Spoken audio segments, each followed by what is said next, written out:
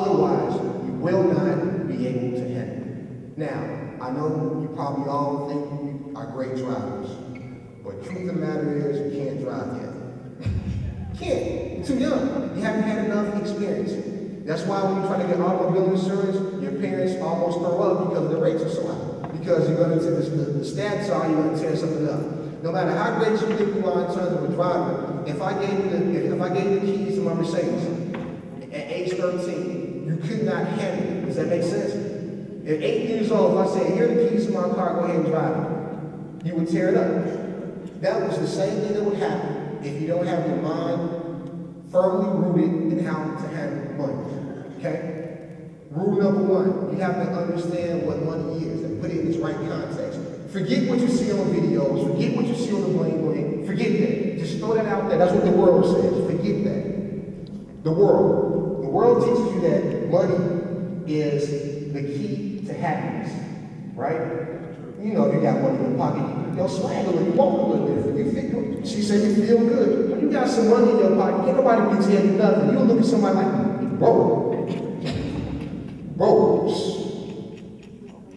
That's what the world teaches you. The world teaches you that money is not a means to an end, but an end in itself.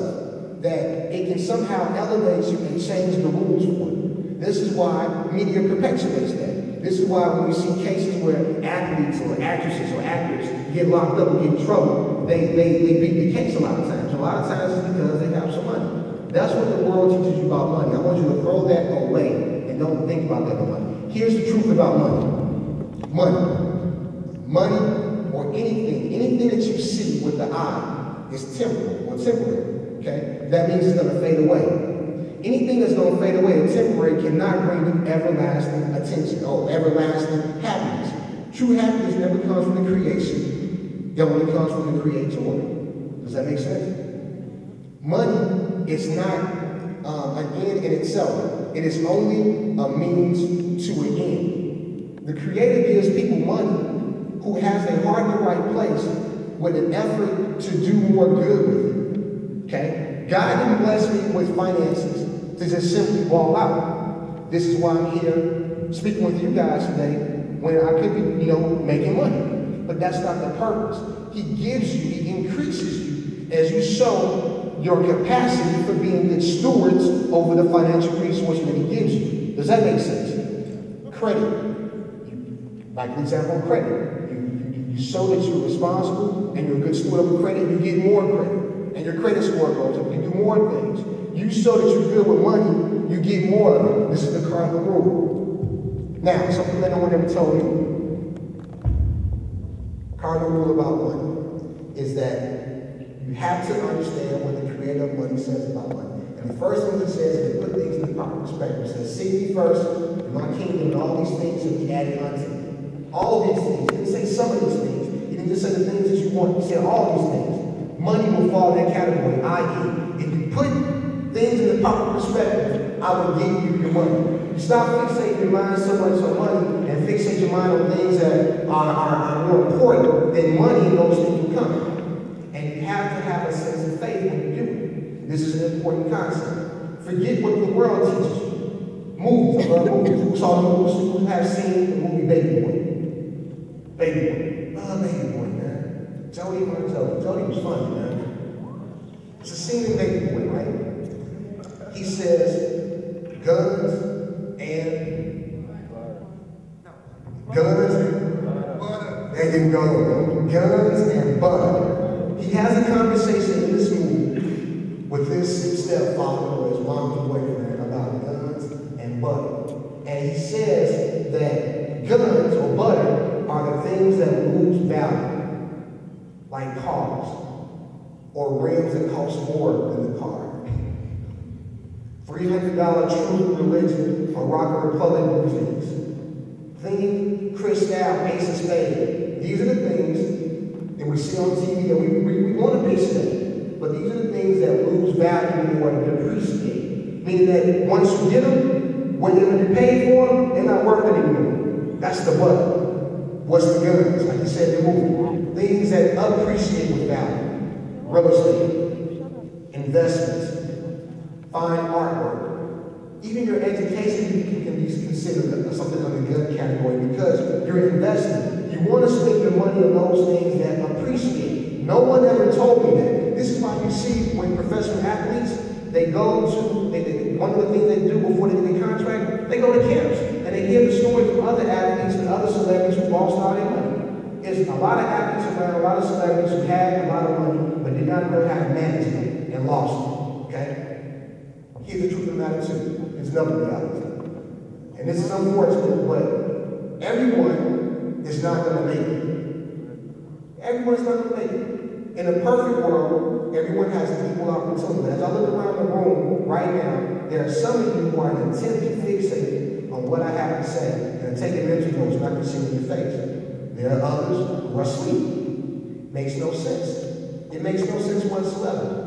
What you can do in that scenario is, again, make sure that you learn the rules to make sure that you have yourself intact first, and if you can offer assistance to those, help them. But this is the reality of it. I love hip-hop. The new guys I'm still struggling with. I'm a big Jay-Z fan. I love that else what I say. Now, I like T.I. I like T.I., but I like Jay.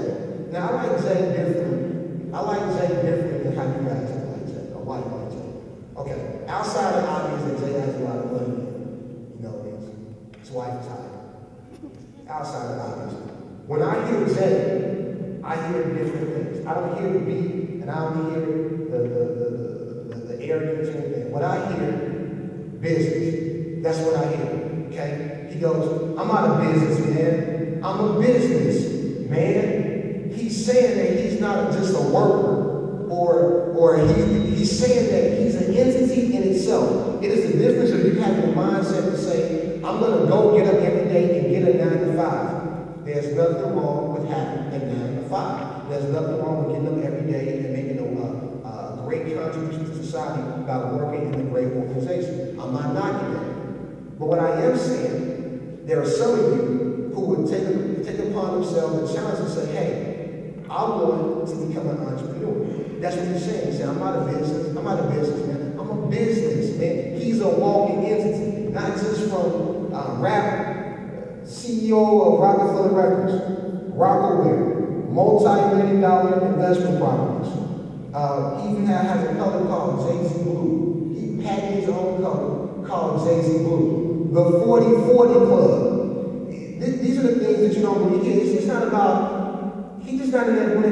He owned the club. I've been to the club in New York. I've been to the club in Vegas. I went to a private party that he had when he opened up Vegas. Had a chance to meet Jay, Beyonce, he owns the club for real.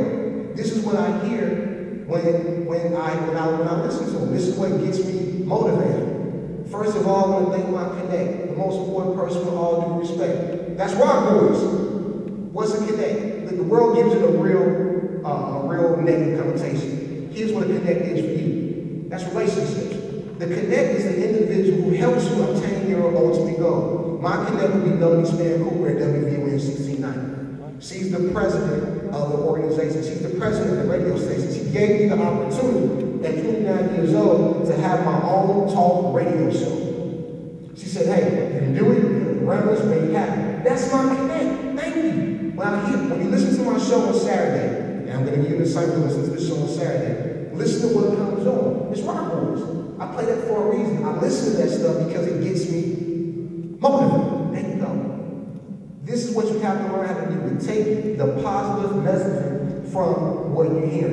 That makes sense? I want to hear some questions from you. I want to know what's on your mind. Because I can keep talking, and I can keep giving my words of wisdom, but I want to know. You get ready to go to college. That's a big thing. Big thing. College, jobs, the whole nine. What's the question you have? How did I manage my money in college? Through the grace of God. Because I didn't have a clue in college, to your point. In college, I worked. After I fell in love and I got my mind right, I started to work. I worked in the cafeteria at Northern Illinois University, and I also worked at Wendy's. I worked at Wendy's all 4 years of my college career. In one semester, I worked at Wendy's and in the cafeteria. And I had 17 hours in college. And that semester, I made the dean list. I had all A's and 1 C with 2 jobs. Okay, so early, and all I would really do is, I would get my money and I had a box, because I'm watching hip-hop, and hip-hop videos, they always got boxes. Either paper bag, shoebox, that's what I'm doing. So I'm getting my Wendy's checks, and I'm just putting it in the box. That's all I'm doing. And then I discovered a checking account. I discovered a checking account. And then a savings account. So what I would start to do is, I would take my checks, and I'd take a little bit to the side. I always took 10% first. 10%, gave it back to God, took the rest, saved it. That's what I did. That is my true personal testimony. Whatever money I come in, the first 10% off top, I'm giving it back to the Creator. That's what He tells me to do. That's what I personally believe. And I can tell you from my experience, I've not had any problems with money.